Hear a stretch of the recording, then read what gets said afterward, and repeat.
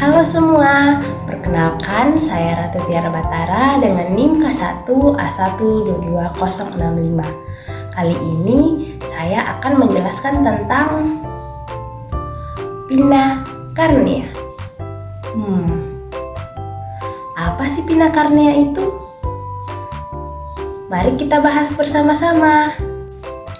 Pinna carnea adalah hewan bertubuh lunak yang memiliki warna ke-orange-orange yang akan pudar dan bahkan cenderung berwarna ke kuning kekusaman. Nah, hewan ini memiliki duri-duri kecil yang akan rapuh seiring berjalannya waktu.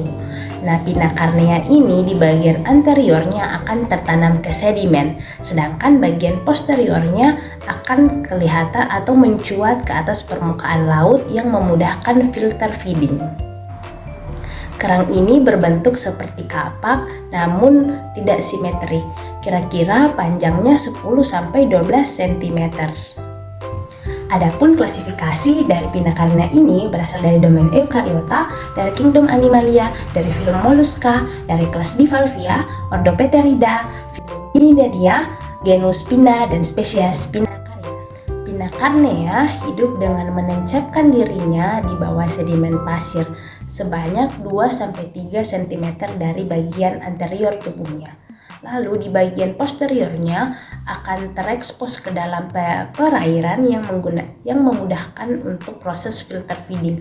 Nanti air akan masuk ke dalam insang mantel, lalu disitulah diserap makanan yang akan dimakan oleh pinna carnea seperti plankton.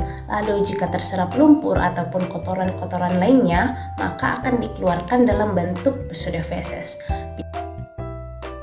Pinna carnea cenderung untuk hidup di tempat yang sama seumur hidup mereka.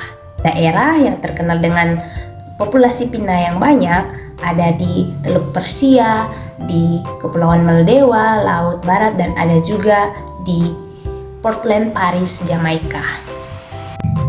Untuk menangkap pinna carnea, kita harus perlu mengetahui di mana pinna carnea itu hidup. Pinna carnea hidup di dataran dangkal seperti di estuari, di laguna, atau pantai berpasir.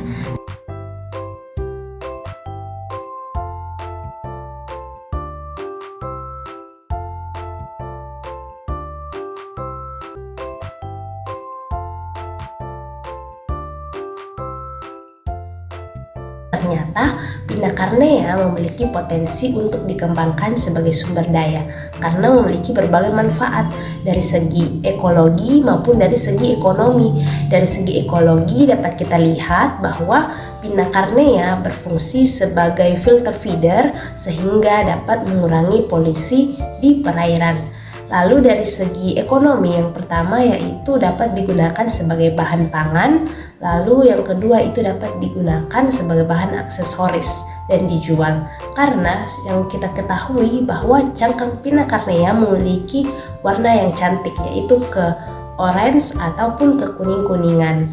Lalu yang ketiga yaitu dapat digunakan sebagai sumber penelitian. Kandungan gizi per 100 gram daging dari pinna carnea mengandung energi 86 kilokalori, protein 14,67 gram, lalu ada karbohidrat 3,57 gram, lalu ada lemak 0,96 gram. Kandungan protein pada pinna carnea sangat tinggi yaitu 14,67 gram dan memiliki lemak yang rendah. Pinna carnea juga mengandung vitamin dan mineral. Ada vitamin B12 yang berfungsi untuk pembentukan syaraf, untuk pembentukan darah dan metabolisme. Lalu ada vitamin C yang dapat digunakan untuk antioksidan dan untuk meningkatkan kekebalan tubuh. Lalu ada selenium yang digunakan untuk meningkatkan kekebalan tubuh dan digunakan untuk meningkatkan fungsi tiroid. Lalu ada zat besi yang digunakan untuk pembentukan sel darah merah di tubuh. Pinna carnea mengandung asam amino, terutama asam amino glisin, alanin, dan aspartat. Asam amino ini digunakan tubuh untuk membentuk jaringan, untuk pembentukan hormon, untuk pembentukan enzim, dan lain-lain.